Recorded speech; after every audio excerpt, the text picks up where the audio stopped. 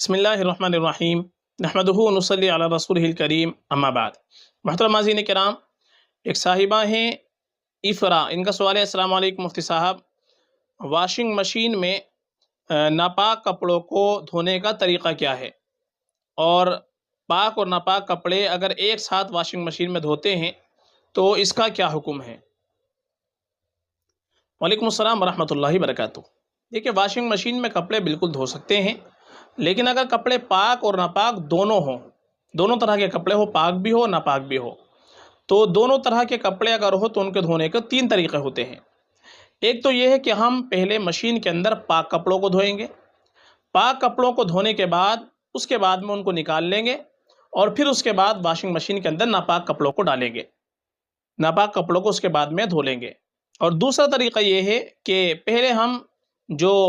ناپاک کپڑے ہیں ان میں جو ناپاکی جہاں پر لگی ہوئی ہے اس ناپاکی کو ہم پہلے دھو لیں گے، یعنی باہر ہی جو ناپاکی لگی ہوئی ہے ان کپڑوں پر ان کو 3 مرتبہ دھوئیں گے، اور ہر مرتبہ میں اتنا اس کو نچوڑیں گے کہ ان کے قطرے ٹپکنا بند ہو جائے، ہر مرتبہ نچوڑ کر کے کہ قطرے ٹپکنا ان کے بند ہو جائے۔ پھر اس کے بعد میں 3 مرتبہ دھو لیں گے اور نچوڑ لیں گے، تو وہ ناپاکی کی جگہ اگر پاک ہو جائے گی تو پھر پاک کپڑے اور ناپاک کپڑے دونوں ایک ساتھ بعد میں ڈال کر کے دھو سکتے ہیں۔ ایک دوسرا طریقہ یہ ہے، اور تیسرا طریقہ یہ ہے کہ پاک اور ناپاک کپڑوں کو سب کو ملا کر کے ایک ساتھ واشنگ مشین میں ڈال دیا جائے، پھر اس کے بعد میں واشنگ مشین سے نکالنے کے بعد ان کو الگ سے 3 مرتبہ صاف پانی میں نچوڑے جائے اور اچھے طریقے سے دھوئے جائے، یعنی ایک ساتھ پہلے دھو دیں گے، چونکہ پاک اور ناپاک کپڑوں کو اگر واشنگ مشین میں ایک ساتھ ہم ڈال دیتے ہیں تو ایسی صورت میں جو پاک کپڑے ہیں وہ بھی ناپاک ہو جاتے ہیں۔ جب وہ بھی ناپاک ہو جائیں گے تو اب ان کے پاک کرنے کا طریقہ یہ ہے کہ نکالنے کے بعد الگ سے ہم صاف پانی لیں گے، اور الگ سے صاف پانی لے کر کے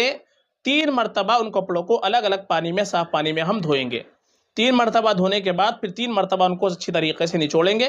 ہر مرتبہ میں پانی ٹپکنا جب بند ہو جائے گا پھر دوبارہ ڈالیں گے، نیا پانی لیں گے، پھر اچھی طریقے سے نچوڑیں گے، پھر پانی ٹپکنا بند ہو جائے گا،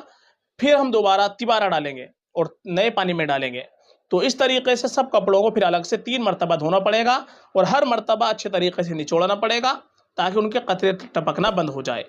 تو یہ طریقہ ہوتا ہے واشنگ مشین میں ناپاک کپڑے اور پاک کپڑوں کو دھونے کا۔ اس کے تعلق سے آپ اپنے جو گھر کی خواتین ہیں خاص کر کے ان کو ضرور بتائیں، کیونکہ وہ بہت سی مرتبہ اس میں غفلت کر دیتی ہے۔ تو پاک اور ناپاک کپڑے اگر بہت سی مرتبہ ایسے ہوتے ہیں کہ معلوم نہیں ہوتا کون سے پاک ہے کون سے ناپاک ہے،